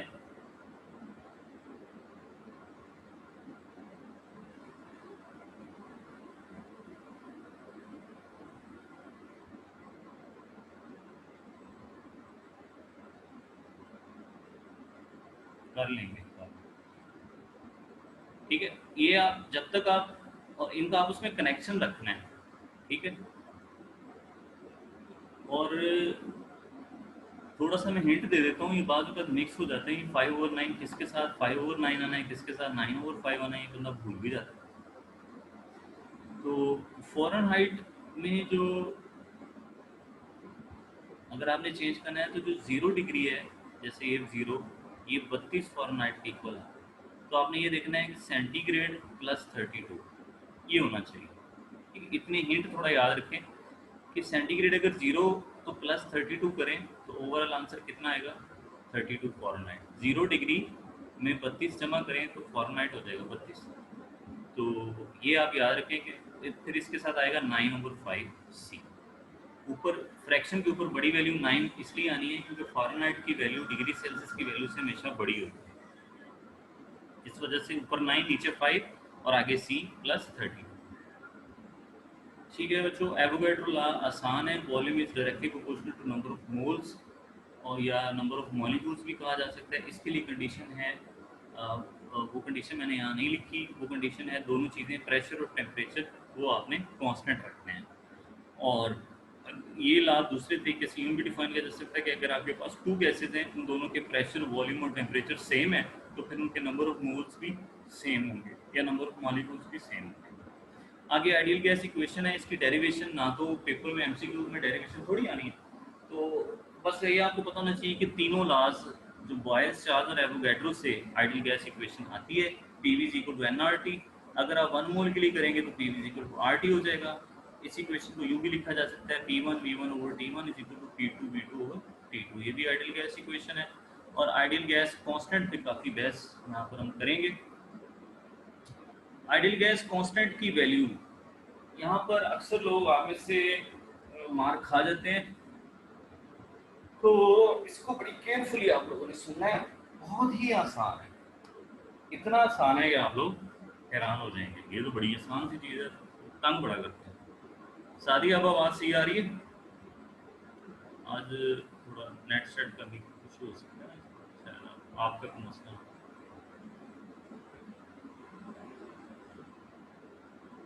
बच्चों आवाज़ सही आ रही है?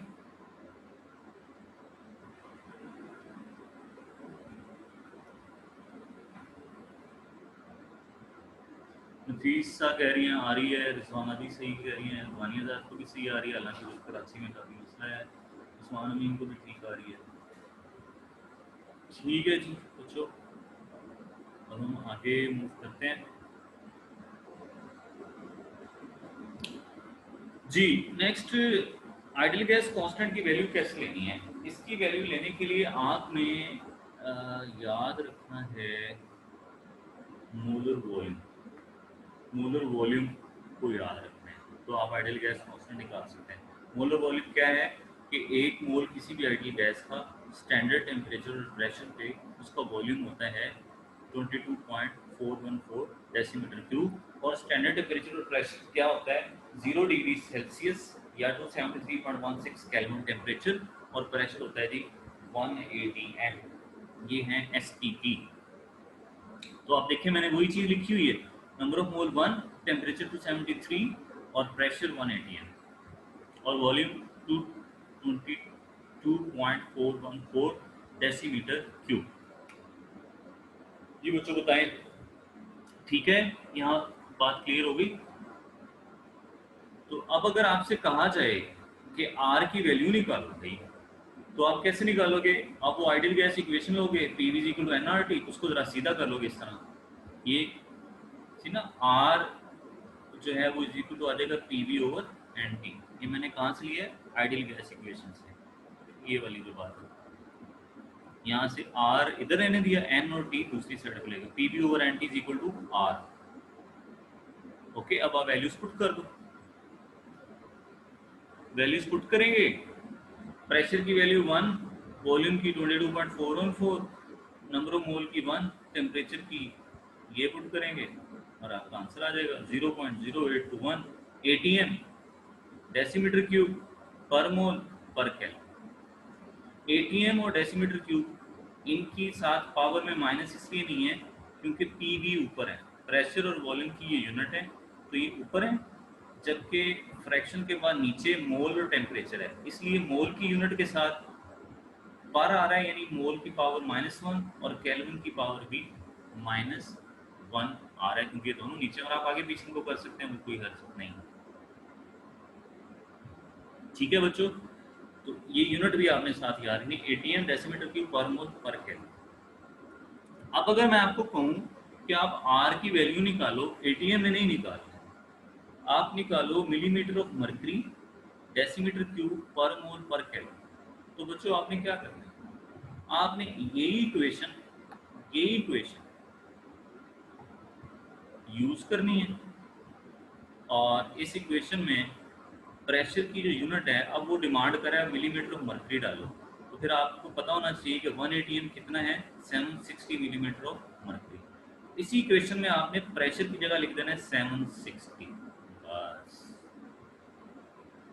या दूसरी चीज़ ये है कि आप एटीएम को मिलीमीटर मर्करी में चेंज करते हैं, तो इसी चीज़ को आप 760 से मल्टीप्लाई कर दें तो 62.4 आ जाए।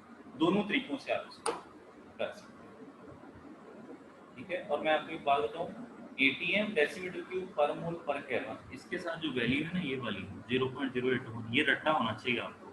ये ना हो कि आपको ये वैल्यू याद ना हो और एग्जाम में आर पे कोई वैल्यू आ जाए तो पहले आप ये वैल्यू निकालते थे और बाद में आप दूसरा उसके क्वेश्चन का आंसर दें, तो तब तक जो है वो टाइम गुजर चुका होता है। इसलिए आपको आर की ये वाली वैल्यू रटा होनी चाहिए। ये माइक किसका चल रहा है, इसको बंद कर दो। आपके माइक मैंने एकदम पक्के ही बंद कर दिया।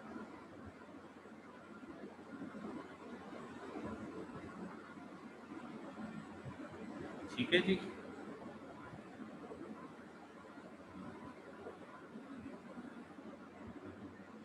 सही है जी बच्चों, अगर आप टॉर में लेना चाहते हैं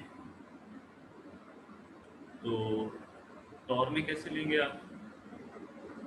दो तरीके हैं। एक तो ये कि मिलीमीटर ऑफ मर्करी, आपको पता है ये टॉर के इक्वल होता है, तो आप मिलीमीटर ऑफ मर्करी का टॉर लिखते हैं, सेम यही वैल्यू उधर आ जाएगी। ठीक है।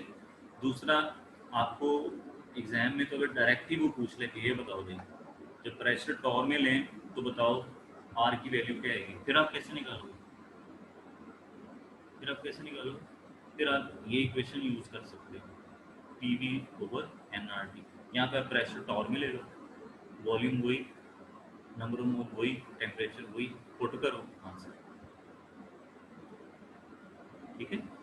इसी तरह अगर आपको कहे कि वॉल्यूम सेंटीमीटर क्यूब में लो, ये यूनिट देखो, ये वाली ये यूनिट देखो, तो वो कहता है वॉल्यूम सेंटीमीटर क्यूब में, फिर आप क्या करोगे? आप इधर ही आना है आपने, प्रेशर एटीएम में, ये देखो वॉल्यूम सेंटीमीटर क्यूब में, तो आपको ये रिलेशनशिप पता होना चाहिए कि 1 डेसीमीटर क्यूब इक्वल होता है 1000 सेंटीमीटर। तो यानी आपने इसको 1000 से मल्टीप्लाई करना है तो आपके पास सेंटीमीटर क्यूब है, तो आपने फिर ये वाली वैल्यू सेंटीमीटर क्यूब वाली वैल्यू यहाँ पर पुट कर। आई होप कि आपको समझ आ गई, तो आंसर आ जाएगा इसी इक्वेशन में पुट कर देंगे, इसी इक्वेशन में। इस तरह अगर आपको कहते हैं मिलीमीटर ऑफ मर्करी प्रेशर हो और सेंटीमीटर क्यूब वॉल्यूम हो, तो आप अगेन ऊपर आ जाओ, आपने ये इक्वेशन यूज़ करनी है। प्रेशर की यूनिट ये हो गई मिलीमीटर ऑफ मर्करी, वॉल्यूम की यूनिट ये हो गई सेंटीमीटर क्यूब, इन दोनों वैल्यूज को आपने फिर पुट करना है, नंबर ऑफ मोल और टेम्परेचर हुई। तो चेंज किसने होना है? सिर्फ प्रेशर और वॉल्यूम में। ठीक है, बाकी आप लोगों ने खुद निकालना है। ये बात मैं आपको बता देता हूँ, 8.31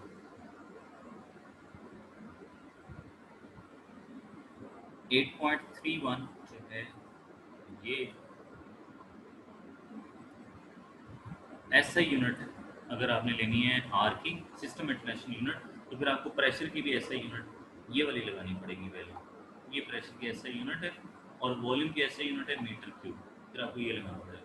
तो डेसीमीटर क्यूब और मीटर क्यूब में ये वही रिलेशनशिप है जो डेसीमीटर क्यूब का सेंटी से है, यानी 1 metre cube is equal to 1000 decimetre cube.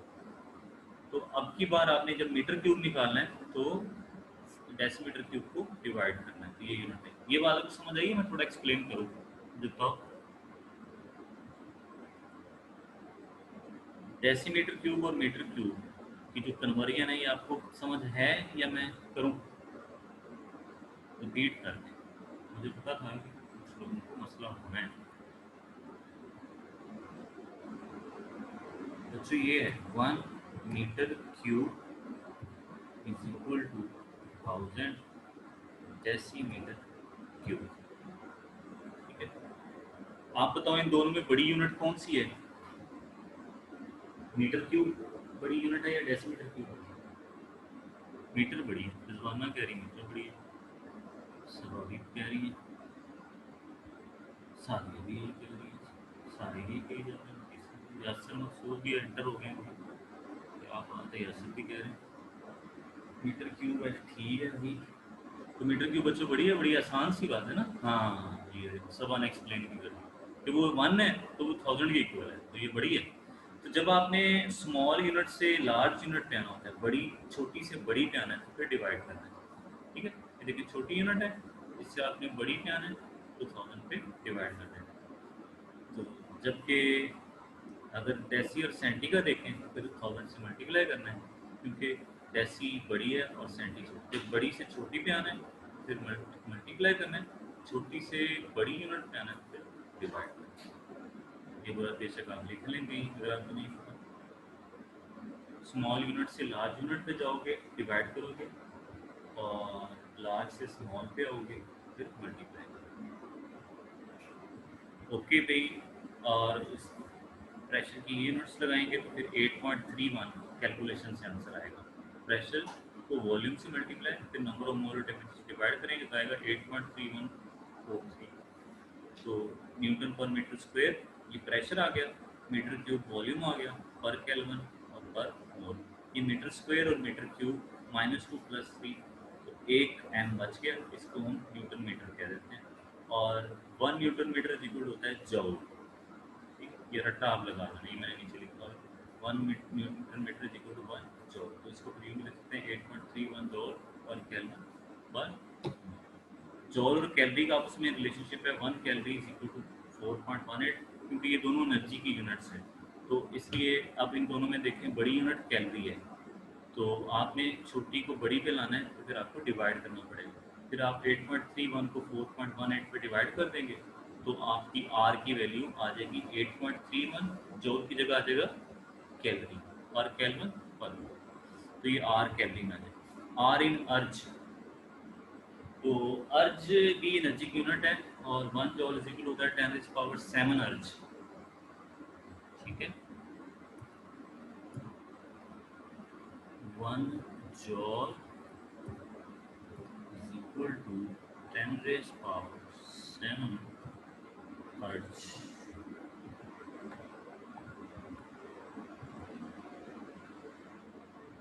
तो इस तरह आप अर्ज में भी इसको चेंज कर सकते हैं। अब बड़ी यूनिट जॉल है, बड़ी से छोटी यूनिट पे आना है तो आपको मल्टीप्लाई करना पड़ेगा। तो आप इस जॉल वाली वैल्यू को 10⁻7 से मल्टीप्लाई कर दें तो आगे यूनिट चेंज कर देंगे अर्ज। अर्ज के बारे में मैंने कॉम्पिटिटिव एग्जाम में क्वेश्चन देखे हुए हैं, तो क्योंकि यूनिट ज़्यादातर लोगों को नहीं पता होती इसलिए वहाँ पर मार्क।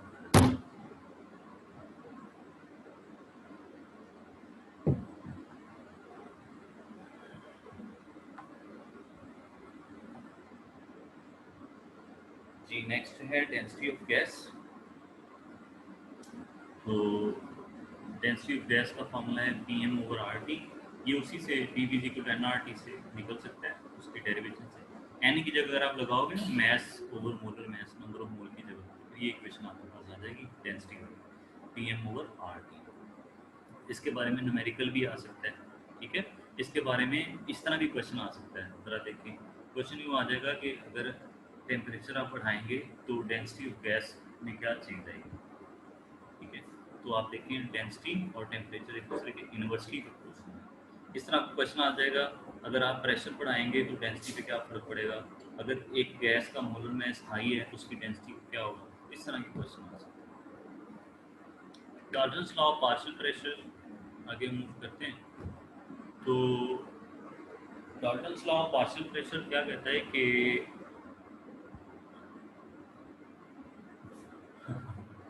प्राइम मिनिस्टर राइट्स था, ठीक है, ऑब्जर्व ग्रेट। कौन सा प्राइम मिनिस्टर राइट है?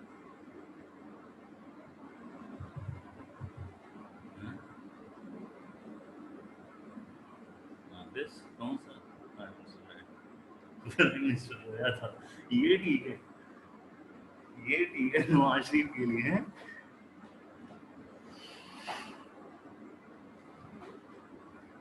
ये सही है।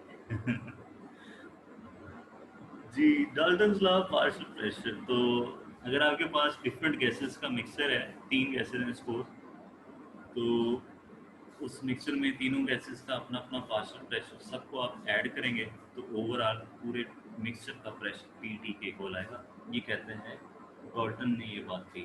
पार्शियल प्रेशर क्या होता है? What is partial pressure? Partial pressure को मैंने सिंपल सा यहाँ लिखा हुआ है बुक पे, जो फर्स्ट ईयर की बुक है ना उस पर थोड़ी इसकी डेफिनेशन थोड़ी पेचीदा है, मैंने यहाँ इसको सिंपल किया है कि partial pressure is the pressure a gas would exert if present alone in the same volume। यानी कि अगर आपके पास 3 गैसेस हैं, हाइड्रोजन, ऑक्सीजन और नाइट्रोजन डाइऑक्साइड आप कह लें NO2, और वो तीनों इकट्ठी एक वॉल्यूम में है, एक कंटेनर में, उसका वॉल्यूम है 100 सपोज। तो अब यहाँ पर हाइड्रोजन गैस के पार्शियल प्रेशर से क्या होना कि अगर आप दोनों गैसें निकाल दें, ऑक्सीजन भी और नाइट्रोजन डाइऑक्साइड, तो पीछे कौन सी रहेगी? हाइड्रोजन। तो उतना ही वॉल्यूम, सेम उतना ही वॉल्यूम जो टोटल मिक्सचर था, उतने ही वॉल्यूम में अब हाइड्रोजन जितना प्रेशर लगा रही है, अकेली है, अब वो जितना प्रेशर लगा रही है, ये उसका कहलाता है पार्शियल प्रेशर। ठीक है, बात समझ आ गई? बात समझ आ गई? मिक्सचर वाला जितना वॉल्यूम है, उतना ही वॉल्यूम में अगर ये गैस अकेली है और अकेली होकर वो जितना प्रेशर लगा रही है, दैट इज कॉल्ड उसका पार्शियल प्रेशर। और वो अकेली भी उतना ही पार्शियल प्रेशर लगाती है, और बाकी जब मिक्सर बीच में डाल दें तो भी उतना ही, सारी गैसें डाल दें तो भी उतना ही लगाएगी। तो इसका मतलब है बाकी गैसें ऐड करने से गैस के पार्शियल प्रेशर को कोई फर्क नहीं पड़ता, तो वही रहता है। जब वो अकेली हो तो भी वही रहता है, जब बाकी बीच में ऐड कर दी जाए तो भी उसका पार्शियल प्रेशर वही रहेगा। ठीक हो गया बच्चों? आगे पार्शियल प्रेशर, अगर आपके पास दो गैसेज हैं, 1 और 2, और एक गैस का पार्शियल प्रेशर अगर आप निकाल लें, तो ये डेरिवेशन तो पेपर में नहीं आएगी, तो ना ही मैंने डेरिवेशन यहाँ पे लिखी है। तो पार्शियल प्रेशर किसी गैस के अगर आपको निकालना है, तो उस गैस के मोल नीचे टोटल मोल, यानी जितनी भी गैसें सबके मोल मल्टीप्लाई टोटल प्रेशर। तो आपने हमने पढ़ा है कि इसको मोल फ्रैक्शन भी कहते हैं, number of mole of a substance of a component, नीचे टोटल मोल, इसको मोल फ्रैक्शन भी कहते हैं, x1। तो x1 pt, इस तरह पार्शियल प्रेशर 2 का x2 pt आता है, या इसके बारे में आपको न्यूमेरिकल आ सकता है। Applications partial Dalton's law of partial pressure की क्या हैं?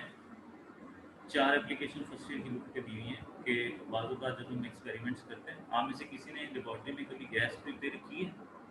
मैं सपोज कह लेता हूँ, ऑक्सीजन गैस किसी ने प्रिपेयर की लेबॉर्ट्री में? हमने की थी और आग भी लगा दी थी।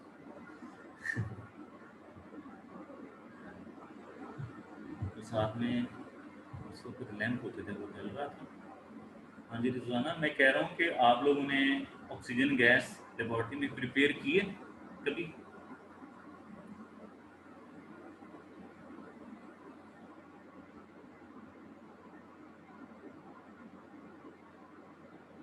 नो।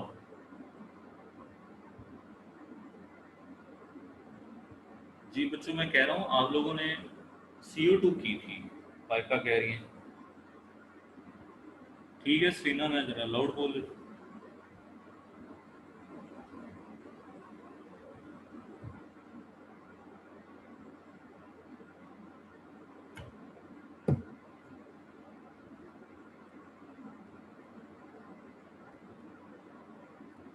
हाँ जी, बस किधर हो बाकी सारे?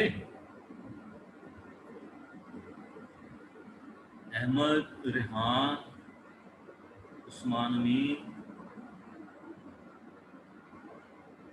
सैरिश,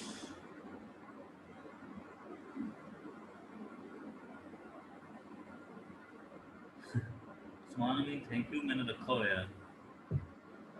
जी गानिया ठीक है। तो लेबॉर्ट्री में कोई भी गैस प्रिपेयर करें, और ख़ास तौर पे वो वाली गैस जो कंबस्टिबल हो, जिसको आग लग सकती है, जैसे ऑक्सीजन गैस वो है, वो आग लगाने में हेल्प करती है, उसको खुद तो नहीं लगती लेकिन लगाने में हेल्प करती है। तो इस तरह की कोई भी हाइड्रोजन गैस हो, ऑक्सीजन गैस हो, जो आग पकड़ सकती हो, तो ऐसी गैस को प्रिपेयर करने के लिए हम क्या करते हैं कि जो शीशे की ट्यूब जिसमें उस गैस ने आना है, उस ट्यूब को पानी के टब में रख लेते हैं और ऊपर जार रख लेते हैं, ठीक है, पानी का भर के। तो वो गैस जो है वो जार में भरती जाती है, तो उसका पानी नीचे निकलता रहता है। तो यानी आप यूँ कह लें कि पानी के ऊपर, सतह से ऊपर हमने वो गैस हासिल करनी है। उसकी क्या वजह होती है? हम पानी के अंदर वो उस पाइप को क्यों डाला जाता है? ताकि वो गैस लीक ना हो पाए। अगर हम पानी के अंदर ना डालें, वैसे ऊपर रखें, तो वो गैस साइडों से लीक हो सकती है। और जार के ऊपर जब रखी हो, तो अगर एयर टाइट ना की हो, एयर टाइट करेंगे तो अंदर ही नहीं जानी खैर। तो वाटर इसलिए यूज़ करते हैं ताकि आग ना पकड़े। तो जब वो वाटर यूज़ करेंगे तो गैस का, गैस में साथ में वाटर वेपर्स भी उसके शामिल हो जाएंगे। तो इस वजह से जो वो गैस हमारी होगी वो मॉइस्ट गैस होगी, नमी वाली गैस। ठीक है, उसमें दो चीज़ें हैं, एक तो हमारी खुश्क गैस, ड्राई गैस, कुछ गैस कह लें या ओरिजिनल गैस कह लें, जैसे कार्बन डाइऑक्साइड, साथ में उसमें होगी वाटर वेपर्स। तो अगर आपने अपनी असल गैस जो है तो कार्बन डाइऑक्साइड, उसका पार्शियल प्रेशर निकालना है, तो वाटर का पार्शियल प्रेशर उधर जाके माइनस करना पड़ेगा। वाटर के पार्शियल प्रेशर को एक्वस टेंशन भी कहते हैं।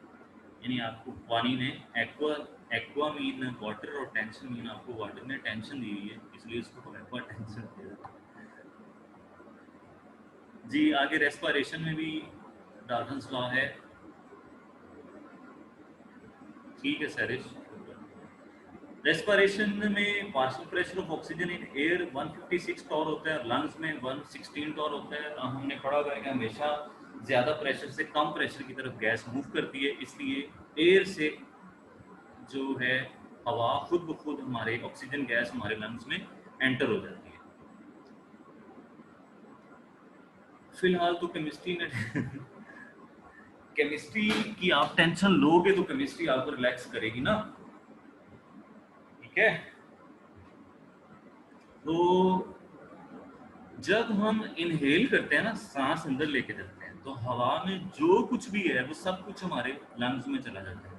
हवा में नाइट्रोजन गैस है वो भी चली जाती है, हवा में ऑक्सीजन गैस है वो भी चली जाती है, हवा में आर्गन है वो भी चली जाती है, हवा में कार्बन डाइऑक्साइड है वो भी अंदर चली जाती है, हवा में स्मोक के पार्टिकल्स हैं, हवा में डस्ट के पार्टिकल्स हैं, हवा में कहीं आप रूढ़ी से सॉरी मैं वर्ड बोल रहा हूँ, उसके पास से गुजर रहे हैं तो उसकी स्मेल भी आपको, हर चीज़ की जो वेपर्स हैं वो आपके लंग्स में जाना ही जाना है, ठीक है।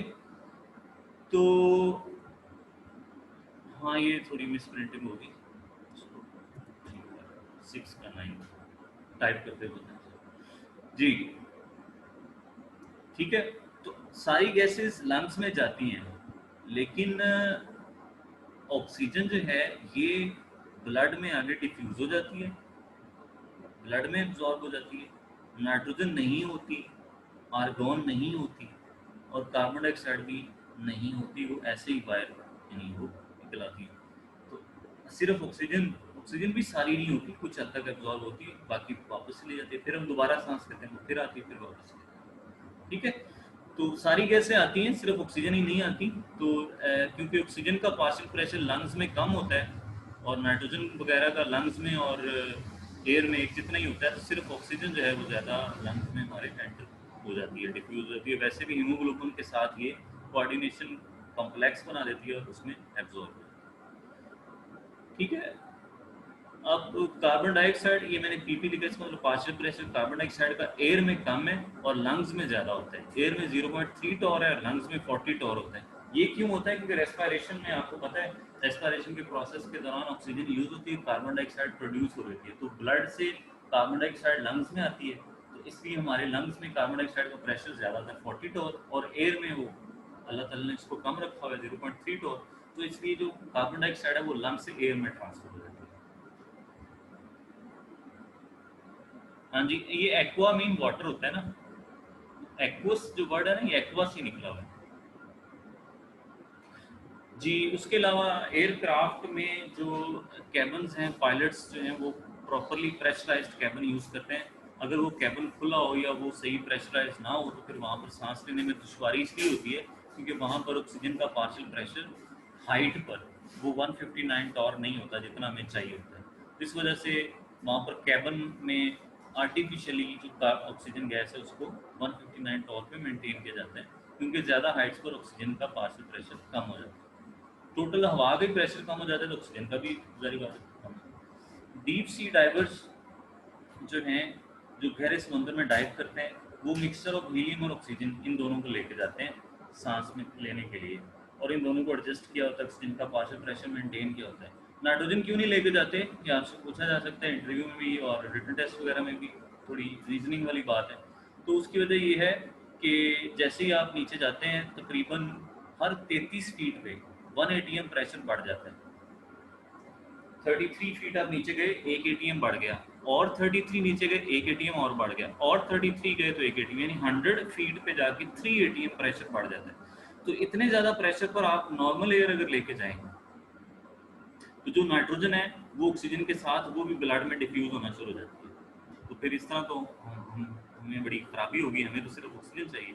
तो इसलिए नाइट्रोजन को डिफ्यूजन से बचाने के लिए हम हीलियम लेके जाते हैं, हीलियम जो है वो डिफ्यूज नहीं होती। ठीक है, आगे छोटे से टॉपिक्स हैं, ये हम करके फिर हम अपना एंड करते हैं लेक्चर को।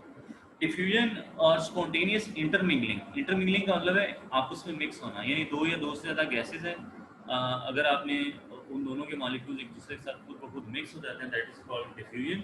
और डिफ्यूजन की रीज़न है कोलिजन्स, यानी एक गैस है सपोज ऑक्सीजन, दूसरी गैस है नाइट्रोजन डाइऑक्साइड, ऑक्सीजन के मॉलिक्यूल्स भी एक दूसरे के साथ कोलाइड करके धक्के खाते रहते हैं, कभी इधर कभी उधर। और आपको बताऊं जो मोशन है, रैंडम मोशन, वो भी कोलिजन की वजह से है। एक मॉलिक्यूल दूसरे से टकराया, उसने उसको टकरा के दूसरी साइड पे फेंक दिया, उसने दूसरी साइड पे दूसरी साइड, इस तरह ये टकराते रहते हैं और मूव करते रहते हैं। तो रैंडम मोशन की वजह भी कोलिजन होती है।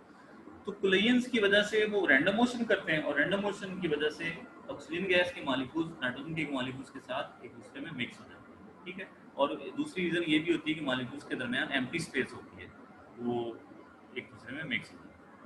तो जैसे इसकी एग्जांपल है spread of scent in air, अगर हवा में सेंट खुशबू कोई फैली हो तो वो खुशबू के जो वेपर्स हैं वो हवा में मिक्स हो गए, डिफ्यूजन होती है। आगे इफ्यूजन है।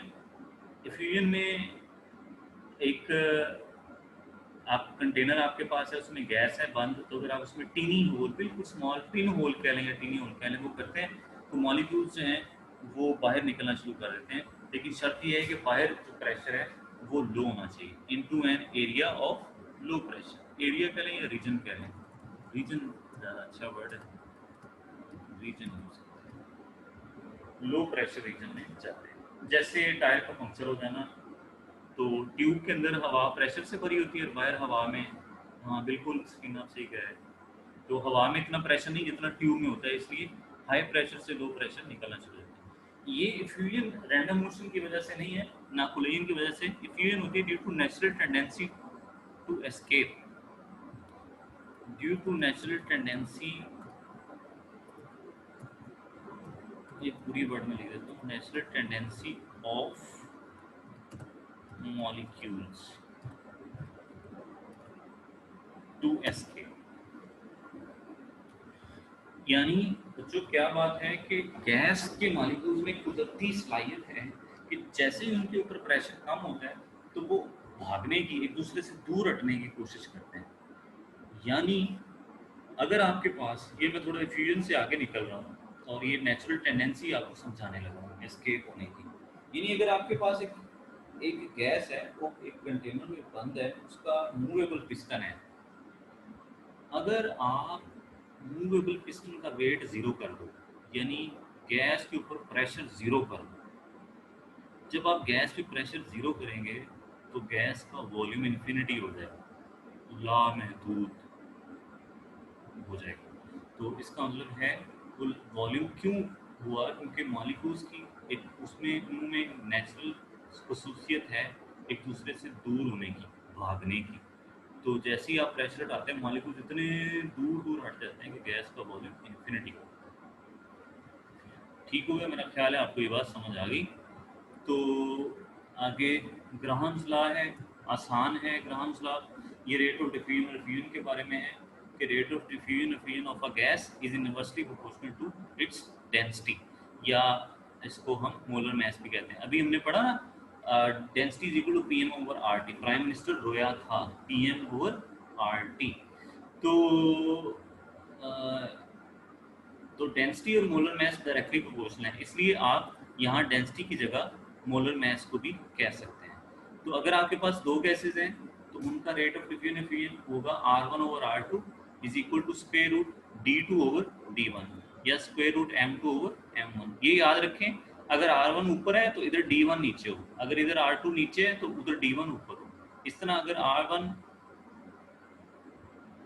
इधर ऊपर है तो M2 इधर M1 नीचे हो, अगर R2 इधर नीचे है तो इधर M2 ऊपर हो। यानी डेंसिटी और रेट ऑफ डिफ्यूजन डिफ्यूजन ये एक दूसरे के इनवर्स होने चाहिए। अगर एक साइड पे ऊपर है तो दूसरी साइड पे वो दूसरी चीज नीचे होनी चाहिए। तो आप लोगों ने देखा बच्चों, आज का यहाँ तक हमारा आज का टॉपिक था जो कि एंड होना चाहता है। तो टेस्ट की फिर हम बात जो है वो डिसाइड कर लेते हैं, आप लोगों ने कब देना है। कल मुझे नहीं लगता कि कोई नेट सेट होगा, अगर हुआ तो हम, क्या ख्याल है, कल की क्लास करें या छुट्टी करनी है?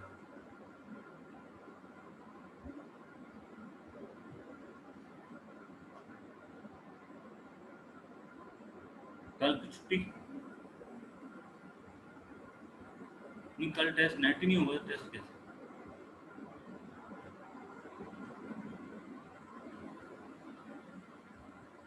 रात 8 बजे के बाद खुलेंगे उस्मान?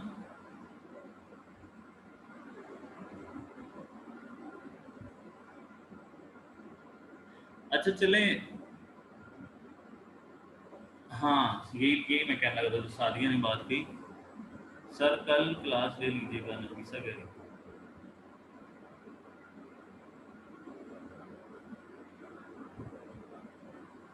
फिर कल क्लास भी ले लें फिर। कल क्लास लेनी है, टेस्ट मंडे को। यस, रिजवाना करी लेनी है क्लास। बाकी लोग भी बताओ। ठीक है, डेमोक्रेसी भी सही है, सही है।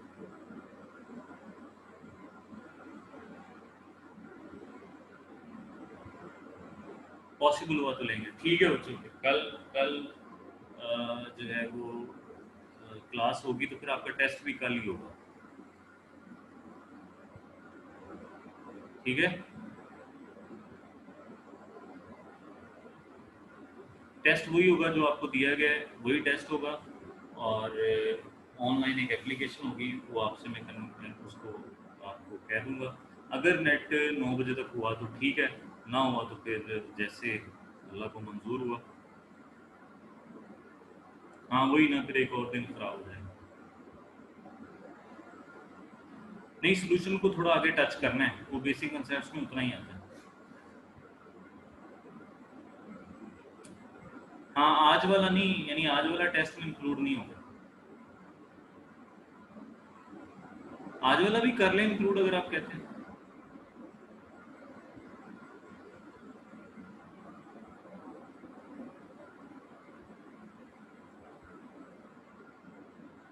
नहीं, आज वाला ना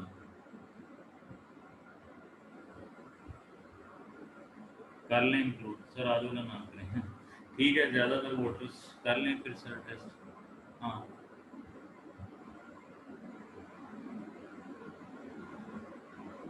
नो सर, ठीक है, आज वाला नहीं करते।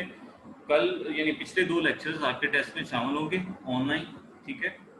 और वो आप लोग फिर क्लास स्टार्ट में आप लोग को टेस्ट देंगे, बाकी फिर कैसे लेक्चर भी हम उसके बाद कर लेंगे जितना हो सका, कैसे इसको कंप्लीट कर लेंगे। जी, आज वाले नोट्स आपको मैं सेंड कर दूंगा ग्रुप में, आप लोग इन नोट्स को यूज़ कर लें। इसके साथ कोई एमसीक्यूज नहीं मैंने बनाए, तो जब आपका ये कंप्लीट हो जाएगा चैप्टर, उसके साथ मैं फिर एमसीक्यूज बना के आपको थोड़ी प्रैक्टिस एमसीक्यूज की करवाऊंगा, बाद में फिर इसका मैं टेस्ट करूँगा। कल का टॉपिक गैसेस को हम कंप्लीट करेंगे, ठीक है बच्चों। अब हम ऑफ करते हैं मीटिंग, और आप लोगों का शुक्रिया, आप लोग मेरे साथ थे। और अपने माइक्स जो हैं वो उनका ख्याल रखा करो, बंद रखा करो, अपनी पर्सनल आवाज़ें ना सुनाया करो, रेहान और सादिया। और